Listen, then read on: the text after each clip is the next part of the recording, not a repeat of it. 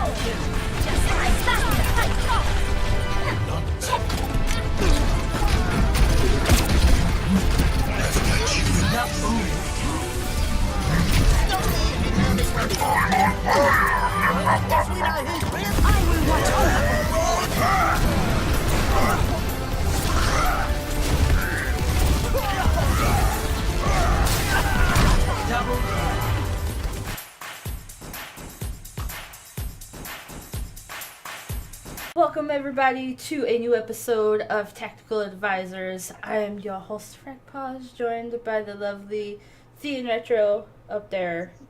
I don't even know the screen up, so I don't know. One of us is lovely, the other one is retro. Yeah, I'll let you guys take a guess as to which is which. So we are recapping the not the grand finals, but the last set of playoff matches before the grand finals that are this weekend. Exciting. The semifinals? Well, it's the grand finals. This weekend is the grand finals. But what we're recapping was the semifinals. I just said this weekend is the grand finals. Never mind. Literally what I just said. Oh, You're drunk. I'm not drunk yet. Not You're yet. drunk. No, I would like to be. I want the beer. Anyway. So recapping the semifinals, and then we have the grand finals this weekend. So the first game that we had was on Wednesday, the 18th, and the first game was Philly and New York. So remember that little joke last episode I made where I said, hey, wouldn't it be nifty if the two lowest seeded teams made it to the grand finals? Hey, so what happened was... It all started on Wednesday. With Carpe swinging his big one around and just killing everyone. Well, it took Carpe a minute to warm up, though, because there's actually a clip on the Overwatch League Twitch where Pine took Carpe out twice in 16 seconds. Oh yeah, no, he did. It was dirty. So, but then Carpe just Carpe bent woke him up. over a table and went to town. Yeah, he was like, alright, you had your fun, I'm done now. That's kind of what happened. He's like, okay, I'll stop playing with only one hand. Yeah. Basically, that's what it was. So, you had, what was it? It was Dorado for the first map. Yep. Philly won that 3-2, so it was close, but Philly still won. It really wasn't that close. No, well, okay, on the paper it was scoreboard, close. But Philly steamrolled them, and New York had to fight every second to even just get .1. They did. I don't know what happened to these higher seeded teams over the playoffs. I don't know. It's the instant buy curse that's happened. That happens in pretty much every league. If you have a buy straight to the semifinals, I should have thought of that when I was doing the predictions, but you lose. Like, you don't have the warm-up of the week prior. You don't have the big hoorah of going through this already. So you're at a disadvantage. And scrims only do so much. You know, people aren't taking them that seriously. Yeah. Plus, the other thing is, you know who got the bye. So Philly had the entire week to literally sit down. Okay, on Dorado, this is what New York tends to do. On Oasis, this is what New York tends to do. on Eichenwald.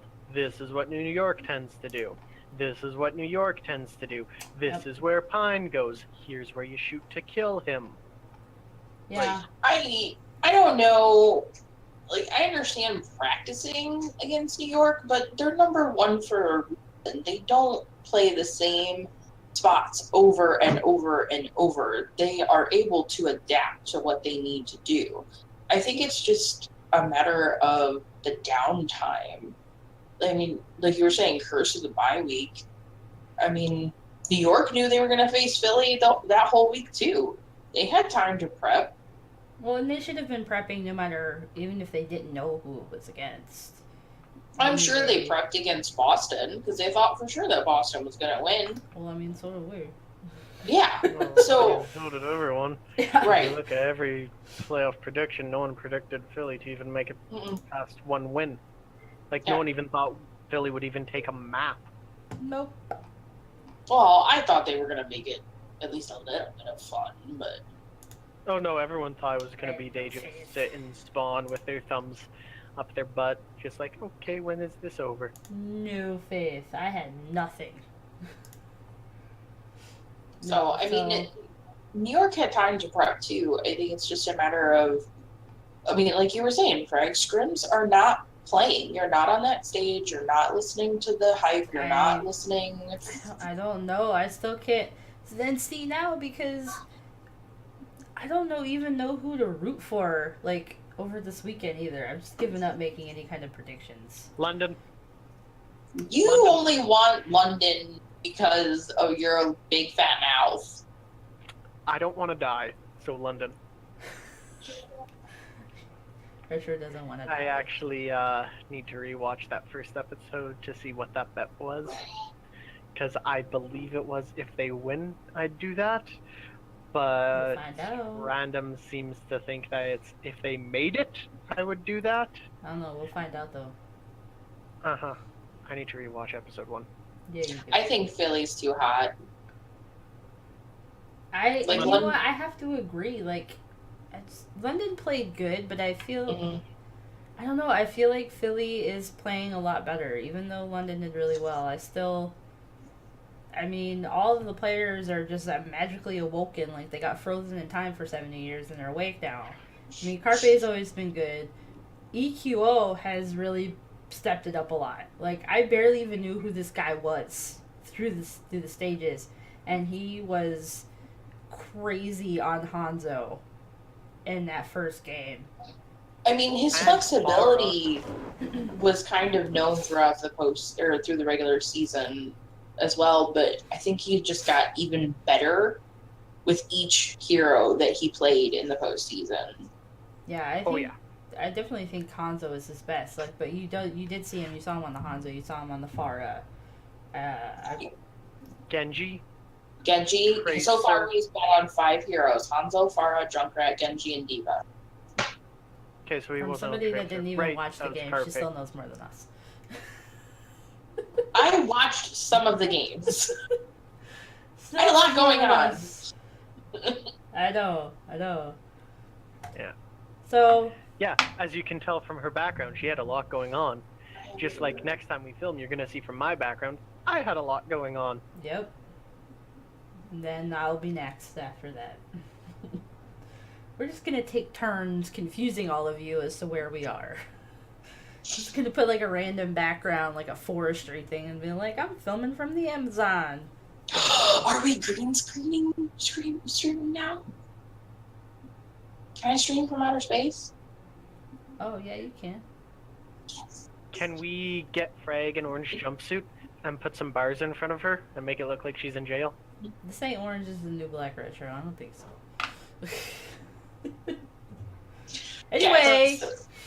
Anyway, so Philly took map 1 on Dorado. So map 2 was Oasis, which is my most hated map ever. Yes, Control. Philly took that 2-1. There's a nasty, we were talking about this pre-show, there's a nasty clip of Prophet. It wasn't Prophet. Prophet is for a different fucking team. There's still a nasty clip of profit, but we'll talk about that for the next game. It was really good, though. Anyway, so they took it 2-1. Again, I don't know. I don't know what more to say about what the hell happened to New York. I picked them to win everything, and they let me down. New York let a lot of people down. Yeah. They did, and I felt bad for Jonak, because I feel like Jonak switched, like, through a bunch of different heroes. Not necessarily a bunch, but a couple different heroes to try and help them. Like, you know, you saw him on one of the maps, you saw him on a Roadhog, and then he switched back to Zenyatta. And I feel like because Jonak, he wasn't playing up to his normal level, and then the rest of the team just tapered off with him. I know why Jonak wasn't playing to his full potential. He wasn't being pocketed. Mercy was getting taken out a lot, and first a lot as well. And so he didn't have his boost to do anything. He wasn't being pocketed, so he didn't have the damage. Yeah. Plus, just the meta has changed, so you don't have this 2 support meta anymore. It's a lot of 3 tanks, single support, so that means that other support now flexes over to the tank or flexes over to a DPS, and one of the DPS goes to the tank. But he just can't. He can't play Zenyatta, and I don't want to say he's a one-trick, because he's not, but what would you rather have? Someone going to a gunfight with a gun, or someone going to a gunfight with a knife? I mean, he's not really known for being a healing Zenyatta anyway. He's known for being an attack Zenyatta, but there's a reason why Zenyatta is technically labeled a healer. Without the boost, the damage just isn't there. And I don't think he can play tank, honestly. I think if he's going to switch, he needs to go to a DPS. Well, he wasn't bad on the Roadhog. When I saw them playing Roadhog, I don't remember what map it was, but he wasn't terrible, but he wasn't on it the whole map. He eventually switched back to his Zen. Yep, that was Eichenwald. I believe that was also Oasis. But on Eichenwald, it was mainly when he started out on Roadhog. But even with that, you can tell his mechanics for Roadhog weren't there, because it's just the fact that he didn't play Roadhog throughout the standard season. Yeah. He was Zenyatta, Zenyatta, Zenyatta, Zenyatta, Zenyatta, Zenyatta. Oh, and surprisingly, Zenyatta. Yeah, I feel like they were kind of scrambling to try and just figure out what was going to work, and just nothing they were coming up with was just working. They couldn't come up with an answer for, like, everybody on the Fusion. Yeah, and that's another huge part of this issue. With the playoffs, they're using a different patch than they were in Season 4. That's true. And so, because of that, this is the first time New York has played on this patch. Which, again... Well, but it's also the first time that the other teams have played on it, too. So I don't really... No, because Philly has 3 matches on them, because they went 3 matches with Boston. That's true. And they did. That's a huge difference. Like, if it would have been 8 teams in these playoffs, do I think New York would have had a higher chance of making out of it? Maybe. But still, just how much Zenyatta got nerfed and Jonak himself got nerfed? Who knows? New York, both teams, they kind of looked how, like, when we were talking about and I'm sorry to bring it up, but the Gladiator game, they just looked done. Shaky. They looked defeated. They looked like they just wanted to hurry up and get it over with and go. And Philly looked like they were having fun. It's not the fact that they were winning. They looked like they were having fun. Philly was having a lot of fun. Yeah. Well, I mean, there's no other way to put it. Yeah. Well, wouldn't you be having fun if you're taking the team that was the best in the league to town and just being like, hey, you, stay on the ground? Well, and I think the high wave that they rode off of just getting through the first round of the playoffs, like, they're riding that all the way to the grand finals. They're on this huge high. They're just... The thing that I did notice rewatching Philly and New York on Wednesday was Philly won hands down. Like, New York was not really in it. Like, the only good part about Wednesday for New York was Control #2, where they actually won that. Yep. Yeah, they did take one. Yeah. So. Well, speaking of, they only got 1 point on Eichenwald. Yeah. Which I think is saying a lot. They basically just got, like, through the front doors. They couldn't even get to the castle. So, I mean, I think that says a lot for Philly's defense when you can stop somebody just after 1 point. Well, they pretty much stopped them. Like, it was overtime when they finally capped that first point, if I remember correctly. Yeah, they held. They held a lot. So, I mean, props to Philly, because they're playing amazing Overwatch right now. I just want to be a third team. Good. Yeah, no, it does, and I remember, I think it was the first game, the first map, and it was when at the beginning New York, that map, New York was actually playing well, and I remember typing in all caps, where was this team before? And then they lost, and I was like, oh, they're back. I think that might have been on Saturday when we were watching, because I was joking with you that, oh, look, this is the New York we wanted all along. And then it was Saturday while I was asleep. Oh, yeah, you were sleeping. Yeah, I passed out after working from midnight till 7 a.m. You'd be fine. It's only 7 hours. So, London and LA played on Wednesday as well. They did. And that... I mean, I'm not gonna lie. So, Philly played amazing, but the London game was still really, really entertaining to watch. It was the first match that went all 5 maps. Yes, it was. Yep. There was a little bit of fight there, and the Valiant even took a map. Well, they took 2 in order to make it. Well, no, they didn't take 2. They drawed on map 4. Oh, that's right. I see that now. Because I remember I was watching up until map 3, and then I had to go for something for work, and I came back for map 5, and it said map 5, but then the map count was still like 2-2, and I was like, how did that work? And I was like, oh, they drew. So, first map was Junkertown. London took that 3-1. They almost had no resistance the whole way. I literally just wrote pretty easy. Yeah. That was it. So London basically unstoppable at any point. Yeah. So, like I said, the Valiant had 1 point. It says a lot when you can hold a team to 1 point when there's 3. So, that's pretty impressive because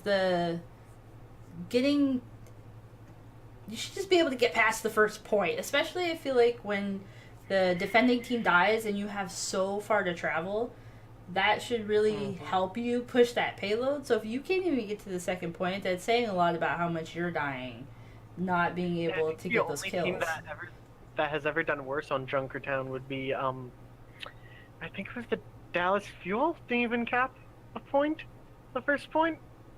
I told you, he's gonna do this every single time. You bring up Junkertown. You bring up how bad I can't wait until you have to chug that whole damn bottle, Retro.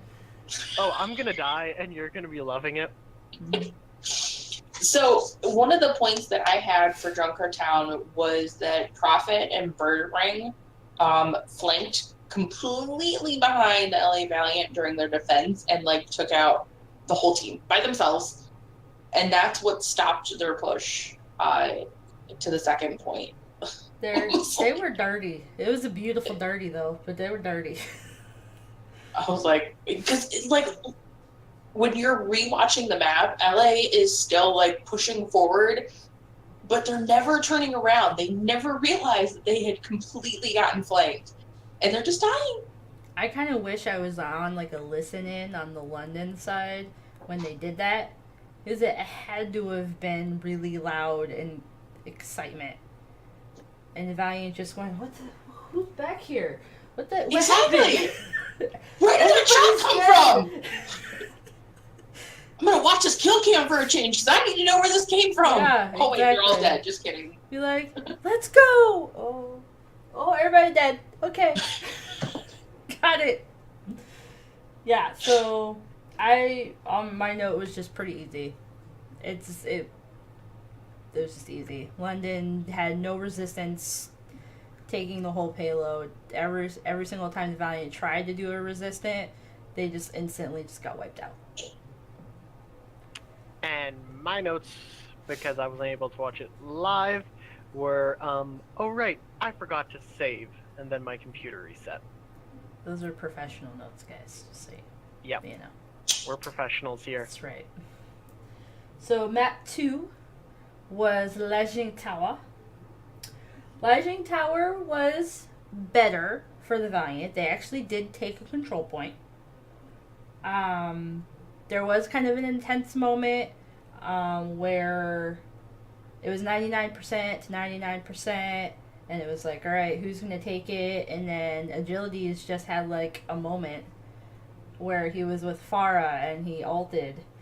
And then he also was just kind of floating around like outside those windows and shooting those rockets in, which is brilliant. I can't ever stay up in the air long enough to pull that off, but it's brilliant for those who can.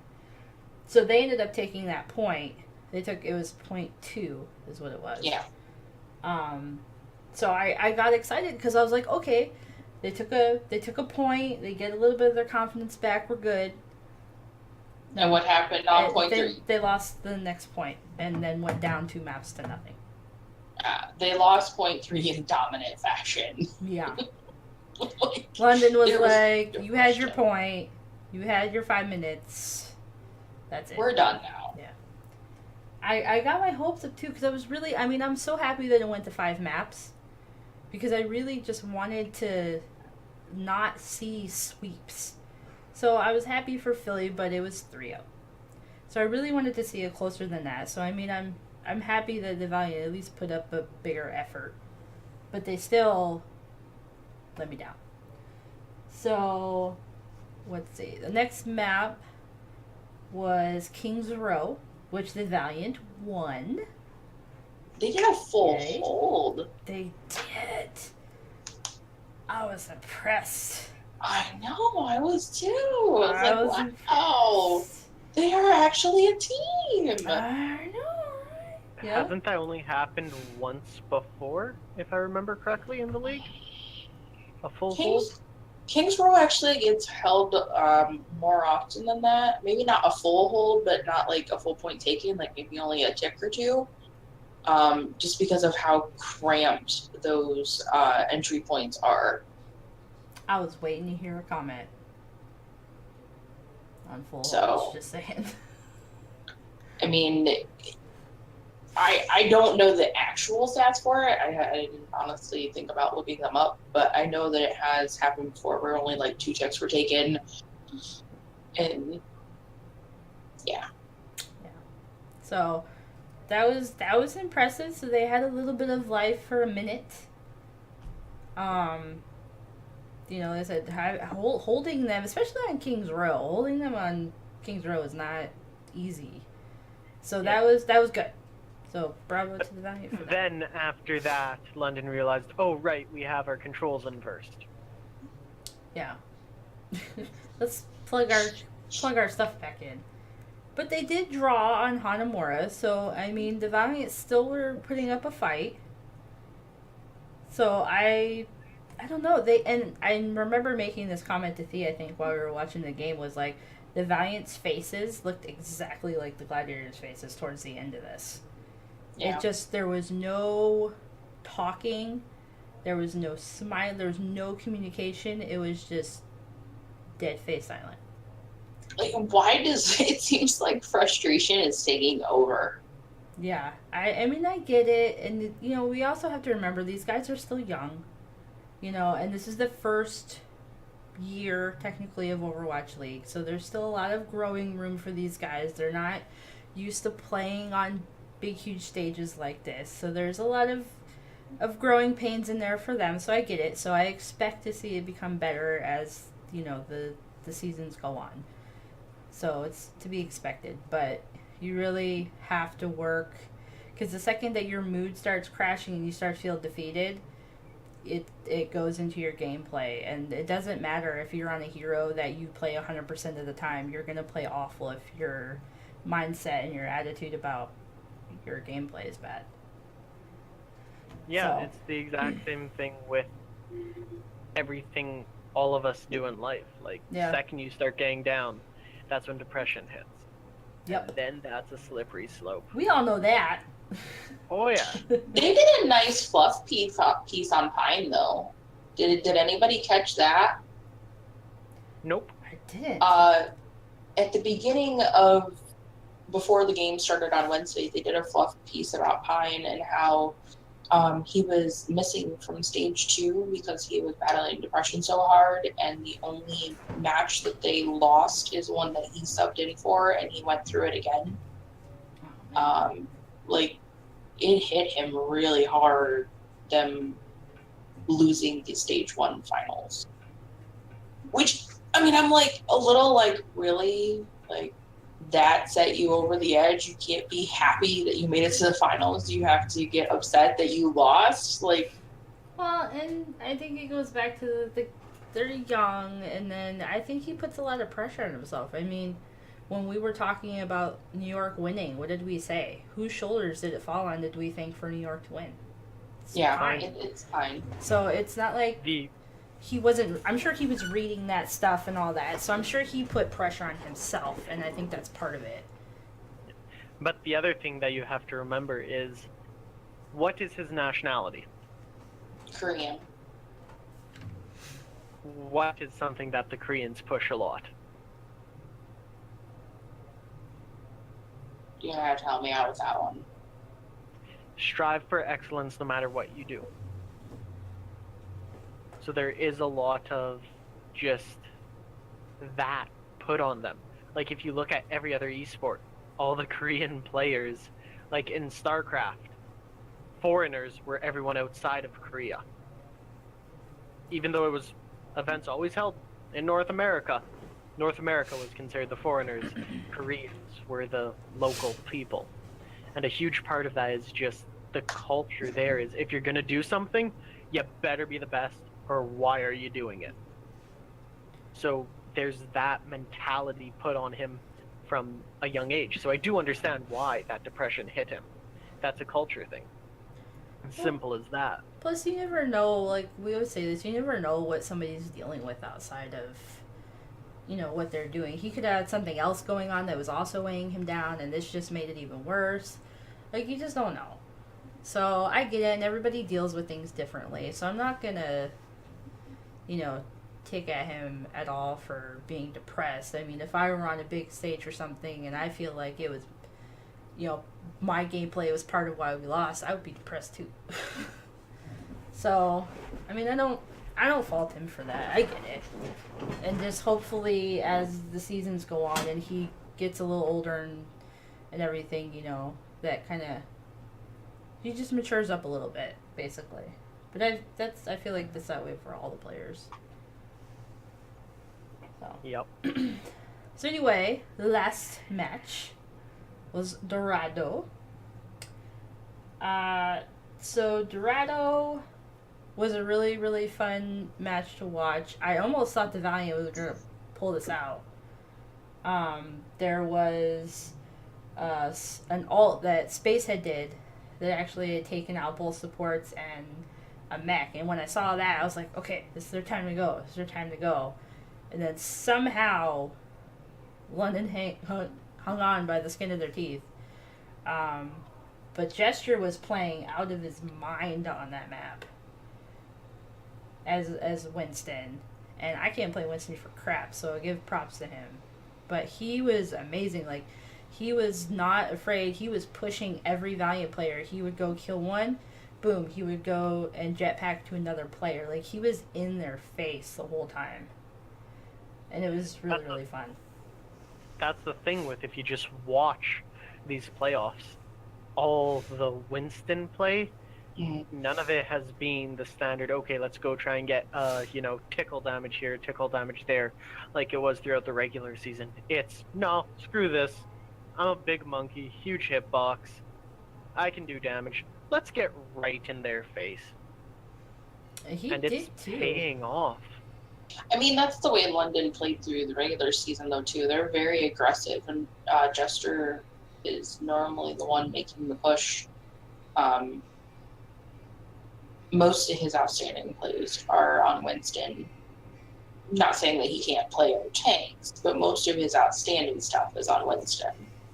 Yeah, like everyone who's a, main for anything, or even a flex main or anything like that, they still have that character who it's like, yeah, I play all of these, but this is the one I go to the most. Yeah. Or this is the one where my stats show I'm the best. It was actually kind of tickling because they were on Darda and it was the second point and they were attacking. And Drescher was pushing them so hard that he was pushing people running to health packs. He's like, I don't even care if you go get a health pack. I'm still going to kill you. And he did. And, like, that kind of confidence, just they we use the word steamrolled a lot, but that's pretty much what happened. And LA like I said, they looked like they wanted to get it over with. That kind of confidence to show the second best team in the league that little respect when, yeah, you might have won stage 1, so you're still riding high on the fact that, yeah, every team, who cares? They've won a lot, but we won the first stage. That's, I don't want to say nothing, because that was a huge deal. But now that we've had 3 other stages, so there's 4 stage champions. The fact that they won the first stage, it's still a huge feat, but it's not as huge as it was, in stage 2 or even stage 3. So the fact that they were showing that little respect. I don't think it's a respect issue. I don't know. I don't feel like it's a respect issue at all. I feel like it was a genius move because you didn't allow the Valiant to gather at all. You didn't allow them to group up. I mean, all they did was they played like they played in stage 1 where they took it off. They were being very aggressive, and that's... If you look at their plays through the regular season, especially during stage 4 where they lost so many times, like, you can see that they're holding back. They're very flustered. Something just tweaks them the wrong way, and they fall apart. And the fact that they were able to get back to their aggressive play style, and the fact that they're riding high, taking down gladiators, like, that was 2 aggressive teams going at each other, and for them to come out on top, I think really, like, amped them up a lot. Like, had it been them being aggressive and then a different team being passive and them winning, I don't think it would have had quite the level of hype as it is, like, it did. Yeah, and when I say a lack of respect, I mainly come, as we've talked about, from a CSGO background. A very aggressive style is known as, in CSGO, a lack of respect play style. Because you're not respecting that, that other team will hit this shot on me. You're like, who cares if they do? I'm going to have my teammates with me, and they're going to take them out too.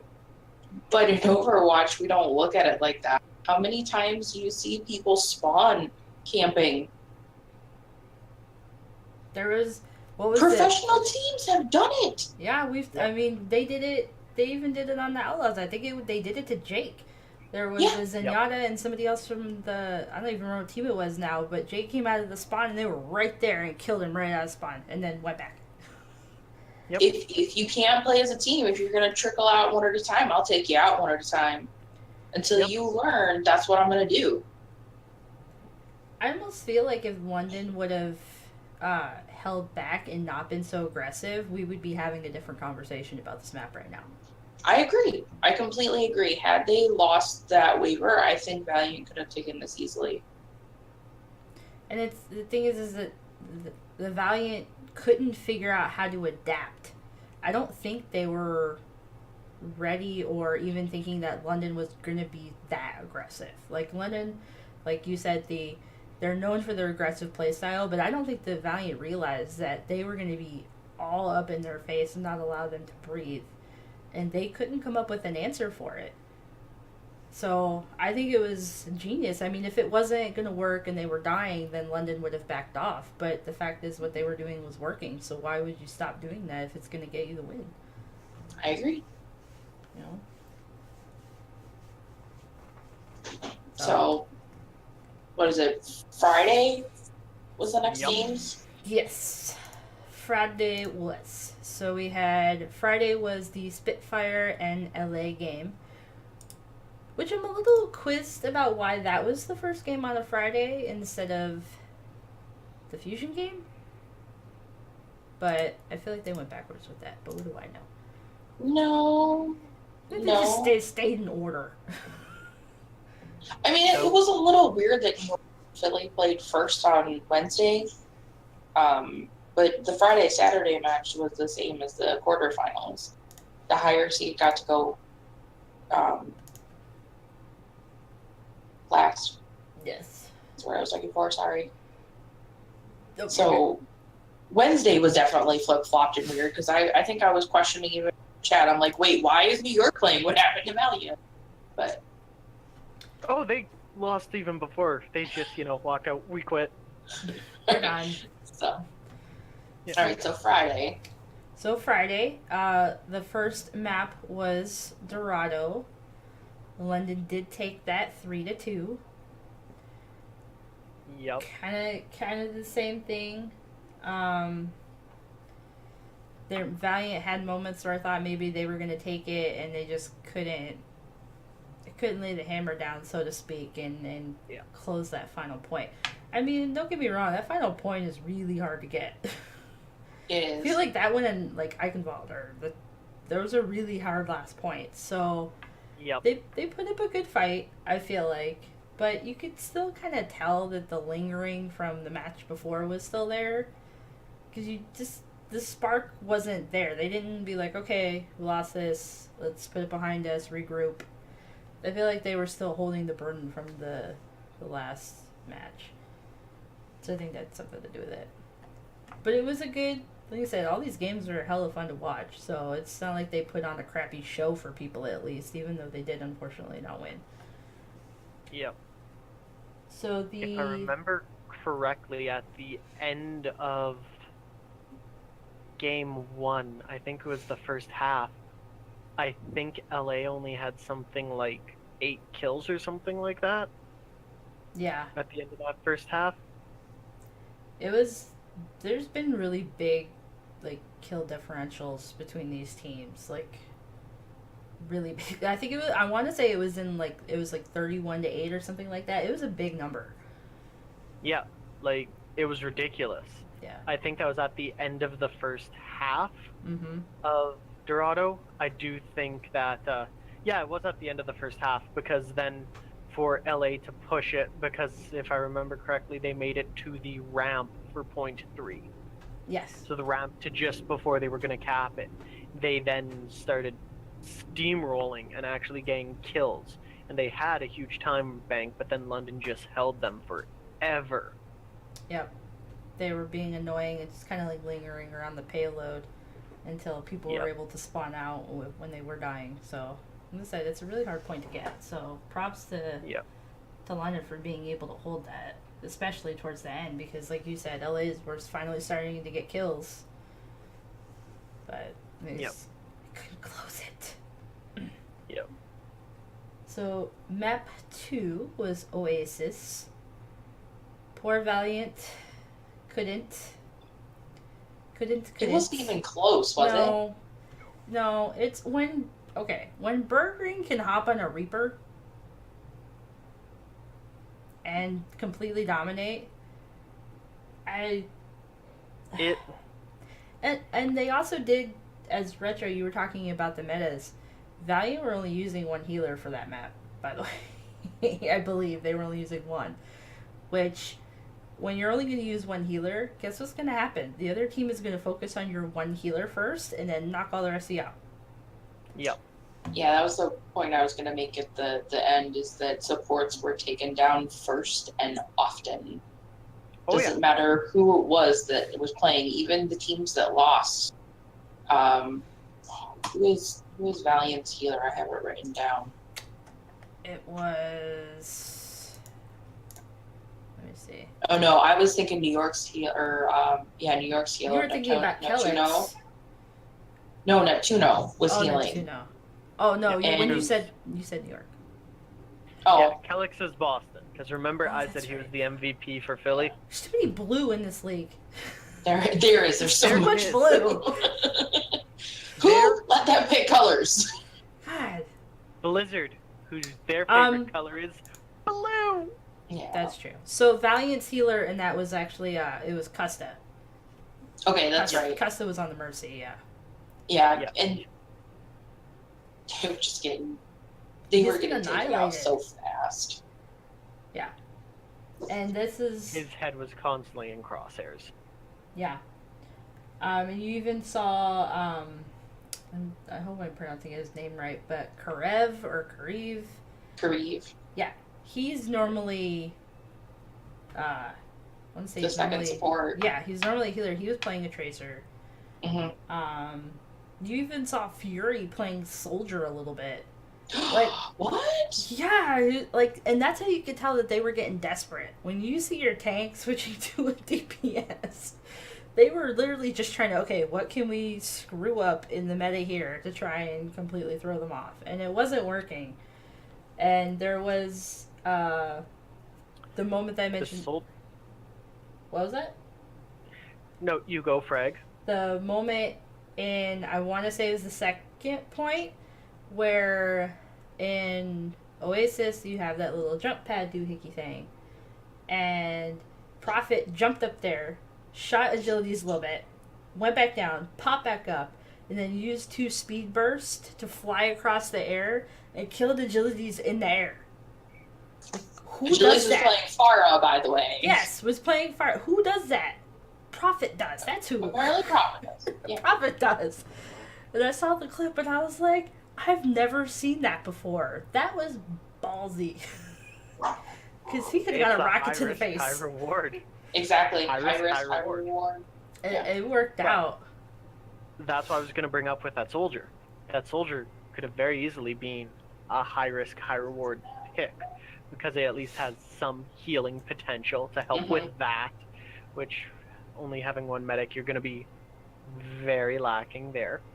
But soldier can do, I don't want to say the most damage, but the most different types of damage, in my eyes anyways. Because you have that up close, high damage potential of a right click helix followed quickly up by a headshot, that'll melt almost anyone. Then you have the long range of just his pulse rifle, can hit long range shots. Then you also just have his helix, which those can take off a Widowmaker's head at any range. And then he can hit the Pharah in the sky, he can take all that stuff. He's very high risk, high reward. Let me rephrase that. He's not high risk, high reward, but he's very, if you use him properly, super high reward. Yeah. I honestly think that his ult is probably one of the deadliest. Like, if you pop that at the right time when the team is down, you can take out a whole team with that ult. No one else can really do that other than D.Va. And you have to get lucky doing that with D.Va. I feel like as good as his ult is, he's still not used that much. As good of a hero, he's still not used that much. And I can't figure out why. Because I used to main soldier, and I used to win a lot more when I did that. It's because he's a Swiss Army knife. You have so many more heroes that are, you have the heroes who are just the blades. You have the heroes who are just the body of the knife. You have the heroes who are just, other parts of the knife. I'm drawing a blank now on other things that are in a Swiss Army knife. Forgive me, but corkscrew. Yeah, corkscrew. You just have so many different heroes that are totally not. Totally none of us have alcohol right beside us. Oh. Totally don't have a bottle right beside me. Nope.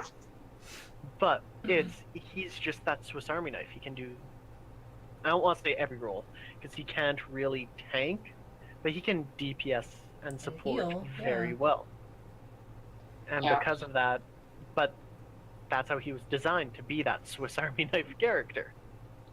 And they hit it perfectly, but because of that also does hinder in just straight each individual role.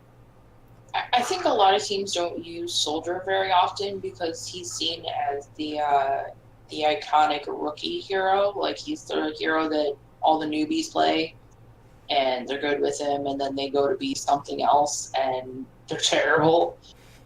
So I think just the stigma of Soldier is what stops so many people from using him. And this is why Soldier's got so many grumpy voice lines. Yep. But it's amazing when you're a good soldier and you pull him out in comp, or even, a pro player is a very good soldier and pulls him out in pro play. Just seeing the damage he can do is amazing. Yeah. Yeah. I love my note. These are interesting hero choices. I was so confused. I do have an interesting note for after this game that they said in halftime, but you say your point because I cut you off. Oh, I was gonna talk about all the interesting hero choices. When your back is against the wall, when you have to win, like, you can't keep. What was it that we were talking about one of the first times when we You can't keep staying with something that doesn't work. You can't keep being Tracer. You can't keep being Tracer. You can't keep being Tracer. You have to do something else. I was waiting for Attack Torb. I'm telling you, when is this gonna happen? And if it worked, they'd have been so ecstatic. Yeah. You can't keep throwing paper at wall and hoping it's gonna stick. You gotta eventually pull out glue. I'm not gonna say nails. my comment because it's not stream appropriate. It's not show appropriate. So as we continue on. Now to my point about my interesting little fact to help deviate us back onto proper point. Sorry about that, Bragg, but the announcer said something in halftime. After map 2, it was 100 kills for London Spitfire to 49 for LA. That's just sad. God, that's dirty. Jesus. Yeah. That's just sad. I know Valiant is passive, but double? More than double? Yeah, oh my gosh. Yep. That's bad. Yeah. And my notes for Oasis were straight up this. LA played sloppy to lose second map also. That's literally my notes. Accurate. Yeah. And then, so they ended up stopping from just jumping on random heroes, and they went back to the regular comp. Well, the regular comp wasn't working. So then they switched to a 3-tank, 3-support meta at the end of the second point. That kind of started to work a little bit, but then didn't. So it was too far gone at that point. It was too late for them. I feel like if they would have started with that, it would have been a lot better. But it's kind of like when you're losing in a comp match, you have 10 seconds left, and somebody switches to a different hero. It's like, what's the point? So, yep. And my note for that was, I can't believe I'm watching this go so backwards. Yep. That was what I wrote. So, it was like Retro said, it was just sloppy. It really was, but they were just, I don't know, they were just done. I think I did say that in just the chat, that you could see the defeat on the Valiant's faces.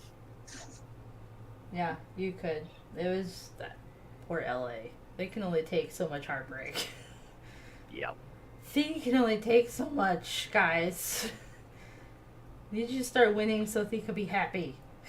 I'm just a little happy that I missed these games because I really didn't want to cry again. Like, no. And it's sad because I wrote, at this rate, I'm going to have the only check mark on the bracket. And what do you know? She's right. Because now none of us can get any check marks. Well, for our initial bracket. For the initial bracket. For the initial bracket, yeah. But I mean, God, guys, I say that whoever wins the bracket is going to get, like, a special prize, and then you guys just let me win. We let you win, yeah, huh? Yep. Yeah, I totally... Gosh. So Item Wall actually seemed like it was a battle, though. We actually went into time bank, huh? Oh, yeah. Yes, they did. Eichenwald. They actually pushed all the way. I was ready to see like 199 for that time bank. They could have kept going. I'd be fine with that. Oh, yeah. No, but I was really, really happy to see that. I was like, okay, Valiant are pushing. But just like every time I say, okay, Valiant are pushing, they just stop. It's like you have to finish it. You can't just go, and then be like, all right, fine. Yeah, we're good. We're good. We put in a good effort. But that was always on the back of Birdring just stopping them. Yeah, I think one of my notes was Birdring was extremely dirty, and Birdring kept Soon really quiet. Because you know when one of the big factors for LA was the play of Soon, and Birdring was just keeping him, whether Soon played Tracer, Soon played Widow, it didn't matter what he played. Birdring made sure that Soon was not effective. Oh, yeah. I'm not shocked by it. What did I tell you guys? MVP for the playoffs is going to be Birdring. Like, he's amazing. I'm still going to go with Carpe, but... It depends who wins, in my eyes. Because you That's know MVP Carpe is always going to go to the winner. I mean, but Carpe has always been good. Birdring is like a whole new player for playoffs. Like, he is amazing.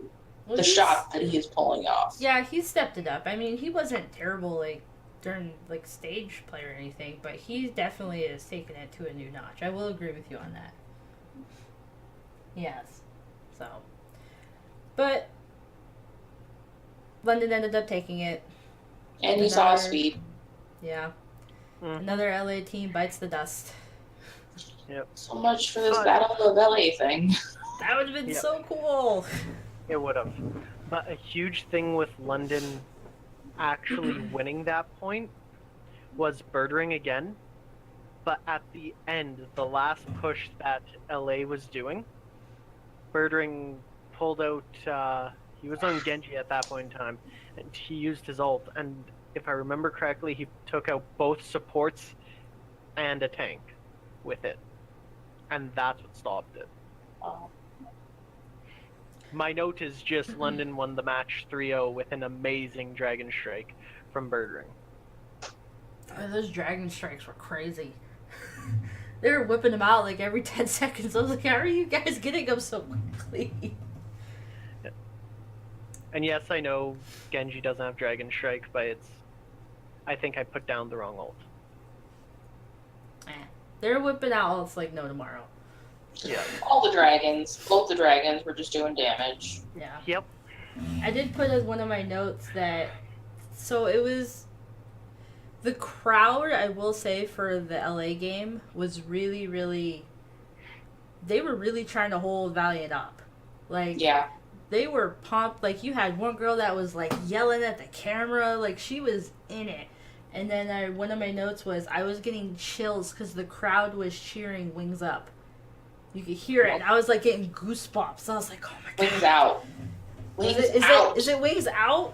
It was Shields up, Wings out. It was Wings... Okay, Wings Out. Either way, I was getting chills because it was just the whole arena was chanting. Like, they were really trying to push them. So it was really, really cool to see the fan support for that match. Like, and it was also really cool to see that when they lost, that the Valiant fans were not buttheads, at least not on camera, and they applauded and gave London their credit, and they were clapping for them. So it was nice to see the sportsmanship from the crowd, because we've had times where we've heard some boos, which is going to happen. It's a sport. It's going to happen. Yeah. So yeah, people like me who, when their team loses, they'll boo. Yeah. So, but it was it was really nice to see that crowd support for the Valiant. Like, they were still proud of their team. So that was nice to see. If I remember correctly, I also had pointed out that when London won, I'm not sure if I pointed out to you guys or I was talking to random at that point in time, but there was a girl who was wearing a London jersey, if I remember correctly, and she just curled over and started crying. Oh, yeah. Yeah, I remember you saying that. Yeah. That broke my heart. To see that. I mean, it broke my heart in a good way, but just to see that emotion coming from, the people in the audience and the arena and stuff was just like, we're going in the right direction because people are really getting invested in it. So, we'll hear about Thee's pain until next season. So, no more Thee crying. No, Gladiators, I'm gonna need you to not make her cry because a happy Thee is a happy me. So, thank you. A happy Thee is a smaller alcohol bill for me. Yeah, oh, please. That's true. So that was Saturday. the wrap up for that. So Saturday we had the Fusion and New York. This is where I typed oh my god, where was this team before? Because New York kind of woke up a wee bit. It went the whole 5 matches again. Yep. There was no draws. Right.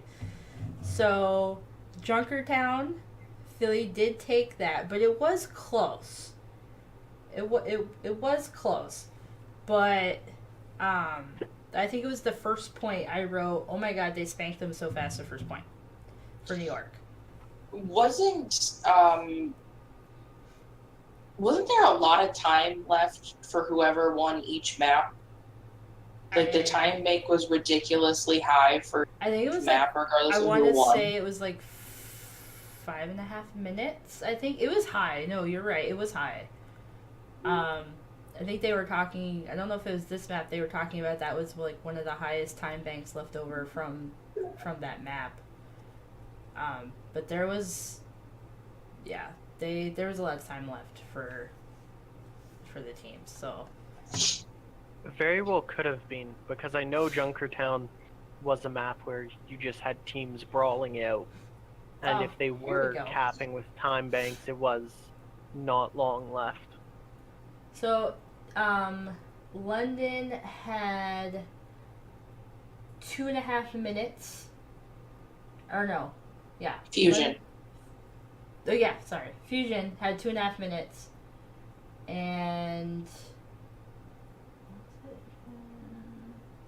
then another team had. That's in the time bank. That was in the time bank. Most people only have 2 minutes to make it to the third point. Yeah, it was 2:49 was the exact time bank. Oh my gosh. Yeah. But one of the bad points for this Fusion is that Fate was dropping like a sack of potatoes, like really quick. Like that was how New York was able to make that push. Was it? That's is because their tanks were dropping like flies. They weren't able to hold anything. So Pine was able to finally hit his shots. Yeah.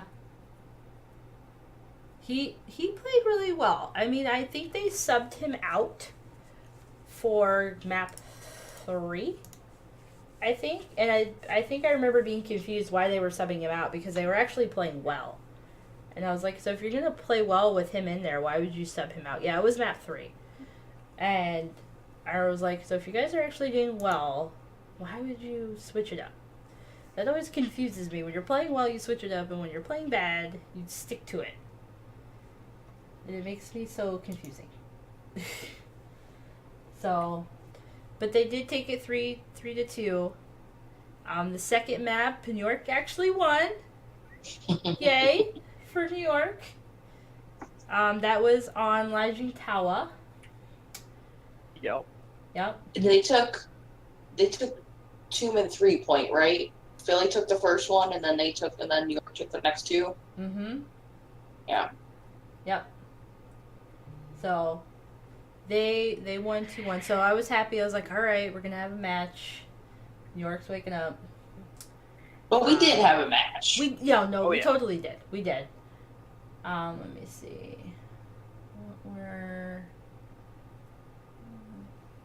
Okay. My notes are all scattered. Okay, so yeah, New York had dominated pretty well for those 2 points, too. I don't even think it was that close as far as percentage. I think that was when we started talking about how this is New York that we were wanting to see the whole time. Yeah. They're like, where was this one? Because this one needed to show up like 2 weeks ago. What happened? And then we remember what happened the next map. Yeah, then Kings Row happened. And they couldn't even capture the first point. Yep. Philly shut them out 3-0 for that. That was so sad to watch. It was like, really? When you can do that to the best league in the team, the best team in the league, I can English sometimes. English is hard. Yeah. But when you can do that to the people who are the best of the best, apparently, that shows you either A, found their weakness, or B, were pressuring them enough that they cracked and started doubting themselves. Yeah. It's just... That had to be demoralizing, but I do give them credit. They handled that better than LA did, because they actually ended up winning the next map. So they didn't let themselves completely get shut out. So I give them credit. Yeah, they didn't get defeated. I think that was the first time that we didn't see frustration take over. I think they were a little calmer. Maybe not as excited as they should have been, but it wasn't this look of, oh my god, what is happening? What did we just do? Yeah. So, that was nice to see, honestly. Yeah. I remember, okay, here's one of my notes I actually missed from the first map, is that Philly held New York for over 5 minutes. 5 minutes. They held for Junkertown for that last point. It's a long time. It's a long time to hold that. Mm-hmm. So, I mean, props to Fusion for being able to, because holding for even like 2 minutes is hard. So they held them for 5 minutes. That says a lot. So, I mean, that's pretty damn impressive, I think, to hold for that long. That's a long time. I know if somebody has 5 minutes in the bank when I'm playing, I'm like, this is going to take forever, and we're just going to get wiped. So, but yeah, so to finish off the day, we played Dorado. We did. And I don't know about you guys, but to me it looked like we were going to go into another time bank. It looked like we were going to have a full-on brawl. And then we didn't. Oh, I mean, Pine was playing really well, and then Sato was just like, let me hold you down. Yeah. I was hoping we were going to finally see a map 6. Yeah, we did say that, and I think we were talking at that point in voice chat. We finally all got on voice chat at that point. Yeah, that would have been really cool. But I wasn't in voice chat. I was still asleep. Yep. Oh. Was it just us? I think it was just us. Maybe. Yep. But I mean, I give them just you two. credit. I mean, they did try and hold off better than the first game that we watched. So. Yeah, I mean, maybe they didn't crumble, but the momentum was definitely lost. Like, I think it was the second push that they were making on the third point where they got wiped that. They did.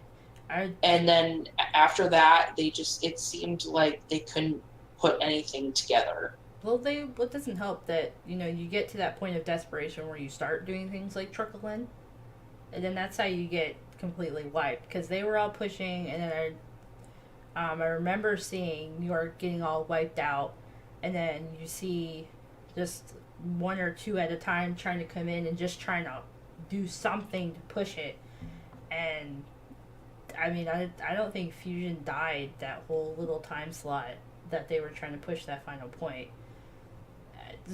They couldn't do it. I do believe you are right, Thee, that we all hopped on voice then. because I do remember what Frag was just saying. I woke up and instantly sat down and hopped on voice to watch the last map. Yeah. Because it was... Again, it was where supports were being taken out. Like, supports, the instant they got anywhere near the cart, it wasn't even touching the cart, it was anywhere near it, and it was like, oh, they're dead. It was like they put, like, tripwires up. Yeah. That's the way it should be. Your DPSs should be taking those supports down. You know, oh, I can just see a single pixel of his head. That better disappear. And I'm not trying to insult DPSs by saying that. I'm saying, like, that is their job. Yeah. Take out the support, then take out the tank. And Philly did their job. Yep. Yeah, they did. That was a really... They just played amazing. Like, they're... All the games, you know, like I said, Junkertown was really close, but they got held for so long. And the last game, they managed to hold on. They closed these games out, and then the third one, they just completely wiped them out. So the games that Philly won, they really had to work for those wins, too. I mean, New York made them work for it, but they were, you know, they were the ones that were able to be resilient enough to hold it. So, yep. I guess it's not so comical when I make joke predictions on the show. And then end up being right, surprisingly. Apparently I need to just make a joke bracket. So, but I mean, it was really fun. It was very, very nail-biting, I will say that. But I just had a feeling after the first set of matches when Philly beat New York the first time, I was like, I already know what's going to happen. Here we go. I am slightly shocked that we didn't get a match 3, either of the teams. Like, I thought for sure they were going to fight harder than they did. And I'm not saying they didn't fight a lot. I guess the fights produced more damage. I don't know. But it just seemed like they were flatlining. Yeah, I get what you're saying. Yeah. I am surprised too. Like, New York is the type of team who it's like, if anyone can fight back, it's them. Because how many reverse sweeps did they do in the regular season? Yeah. 3. 2 or 3. He's like, I already know this answer. Yep. One of my stats is actually exactly that. They did 2 or 3. They had the most. So. Yep. So. They had the most. They had the most where, you know, they'd come back and then fight back and then, you know, lose the last map or something like that. But that's what they do. They grind out these long games by what they did in regular season from what I watched anyways. It would be, you know, Pine would be out for map 1, map 2, map 3. Okay, here I come. Let's carry if I need to. Let's sustain if I need to. Yeah. Well, that's, like I said earlier, that's why it confused me when New York was actually starting to make a push. They almost took that first map, they took the second map, and then all of a sudden you sub out Pine for map 3. Like, if you're winning and you're... Why? I was so confused. I mean, New York's not the only one that was doing it. No. Not that gives you an answer, but New York is not the only one who's doing it. Yeah. So... It doesn't. It's like, if you're winning, why are you going to switch him out? Like, can he only go, like, 2 maps before he gets, you know, tired? Like, I don't know, but I just feel like if they would have kept him in, it would have been a lot closer, and they wouldn't have got completely swept the third map. Yeah. So either that, or they would have won this series and then maybe had a chance at the next one. But that's the thing. If he does have that, you know, I can only go so long, then I'm tired, which, hey, if that's the case, nothing wrong with that. Right. Nothing wrong with that. He's a superstar level player. But you've got to use his time more efficiently if that's the way he is. Exactly. You have to find ways to have him going off, and then have Jonak going off, and then get a couple other, you know, star player level players to play in the background to, okay, Pine subbed out, you 3 now need to step up type deal. And am I saying Pine is worth 3 players? No. I was just about to say. What I'm saying is, to help fill the gap that he would leave, you would need 3 players who are very good to step up just that little bit to help fill that gap. That makes sense. If they would have had the players step up for that, then maybe subbing out Pine wouldn't have been so bad. Yeah. So, but that wraps up the semifinals. We have the finals on Saturday and then Friday. Ooh. I screwed. I'll watch it at work. So Friday, and then if needed, there's gonna be one on Friday and 2 Saturday. Second one is needed. Yep. So we'll have a Friday and Saturday for sure, and then a third on Sunday or Saturday. If they on Saturday as well. Yeah. It's Friday, 4 p.m. Pacific Standard Time, and then Saturday is 1 p.m. Pacific Standard Time, and the second match will be shortly thereafter, which they're guessing is around 3, because they do take a break. Yeah, there's so the way halftime kind of thing. The way it's looking on my screen, I'm gonna go with my time zone and everything. Would be 5 p.m. Friday, 2 p.m. Saturday, and then 4 p.m. Sunday, which is how they've been doing a lot of. Okay, these 5, maybe 6 maps will take about 2 hours, and then a little break. That's how they did it the entire time, which is a fair estimate for time. True. So, I'm gonna go with the Fusion on winning it. I know Retro's going with London. Well, I took our prediction that day when it was over, and you originally said London, my dear. I don't anymore. I changed my mind. The brackets are all screwed anyway. Yeah. Here's the truth. Do I want London to win just so I don't have to drink? Yeah. But honestly, Philly does have a huge shot at winning it. If they can keep riding this wave like they are, they have a huge shot. But the caveat with London is the fact that, before the Overwatch League, London is comprised of the 2 best teams. So they have the players who proved they know what to do. It's just, can they keep proving it? Yep. They just got to prove it one more time. I really, really hope that we are not seeing 3-0s. I don't even want to see a 1-3 or a 3-1. I want full match 5. Let's go. 7-6s. Like, my expectations are up there. All the fights. Yeah. I want the matches to still be going on till like midnight. I want it to be like baseball in extra innings. Right? I'd make a baseball reference for you. It's also because I don't want maps to end, but Yeah, just fight forever. Just don't stop. Just for us. You guys may be tired, but just keep going.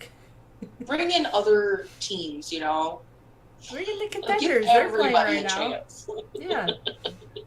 So, but we will be covering the grand finals at the beginning of next week, and then through our off season, we will be doing an off-season breakdown of every team in the league that's currently in the league, and how they can improve, and any kind of trade rumors or anything that's going on. But we will break down every single team in the league through the off-season,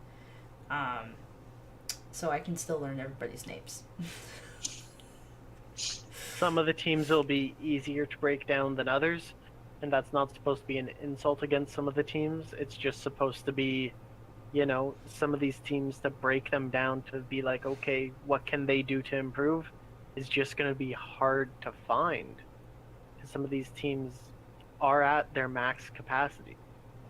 Well, and there's always room for improvement, so yeah, we're gonna dig into all of these players like we work for Star Magazine. We're gonna be on it. So hopefully they're ready. We're not going to stalk them, though, I promise. No, I can't afford that. So you mean I have to take down those cameras? Gotcha. Yes, you do. Yeah, just leave like 1 or 2 up, but the rest of them, yeah, you take them down. So that wraps it up for us this week. We will see you guys again in a couple days, actually, since we are filming on a Thursday currently. And we will see you guys in a couple days to wrap up the grand finals. Hopefully, like he said, it's not just a complete sweep and it takes us a whole 30 minutes to recap the grand finals. So, but I'm looking forward to it. It's going to be good. These guys are going to be riding these waves, and I have a feeling it's just going to be very, a lot of fragging and heartburn watching these games, which I'm all for this case. All the beer will be had. Yep. Also, Frag, what are you doing? I was trying to keep up the mystique. I've been vague with when they're playing to be like, oh no, we filmed, Saturday after the game, Sunday, Monday maybe, and we just forgot to post it till Thursday. I know, I just totally read it, so. Yeah. You can blame me. Yeah, it's all Thee's fault. And Retro's I was indisposed until, Wednesday. Because, as you can see, her lovely new background, and I've been moving. Yeah, you have been moving. And then soon mine will be different, and I'll have better lighting. Same. Oh, yeah, huh. Lighting is everything, by the way. If you guys have never filmed a show or did a live stream, lighting and audio quality is your life. I think the lighting is a lot better in my office. I will just say that. No, I totally agree. Isn't it cute, guys? Don't you guys love the purple? It's almost like she's a Gladiators fan. What? That's so crazy. Here's the way you can tell even more. Look at the tips of her hair. She's just a real life version of Sombra. That's all she is. Or the female version of for your choice. Fair point. I thought he has white hair. No, he cut it short and dyed it today. Oh, there you go. Insider info. So this does wrap it up for us. Make sure you guys like, comment, subscribe, all that good stuff. All of our social media links will be in down there. And we will be, like I said, I'm filming. actually trying to use one. Yeah, he's making an effort. I'm just proud that he even has one, so I'll give him that. I'd be like, hey, we're filming a show. You might want to make a social media account that's relevant. So then I go to check. His tag's already been taken. So I check. By himself. Oh, what do you know? I made that 10 years ago. Who took this? Oh, that was me. Oh, yeah. Let's see if I remember the password. 8008. Enter. It worked! You just gave up your password, I hope you genius. changed your password. I changed it. Gee, I wonder how I got hacked. Oh. Oops. Oopsie. You want to give out your social security number while you're at it? Sure, it's, I don't know. Fair enough. So we will see you guys in a couple days with a recap of the grand finals, and then, like I said, we'll be doing our off-season little tidbit of all the teams. So I'm kind of looking forward to doing that. So, but we will see you guys next week. I hope you guys enjoyed the grand finals, and it's just as awesome for you, and you all watch it drunk like we will. Good time. No, I'll be sober because I'll be tired from moving. Nah, whatever. Goodbye. See you guys soon.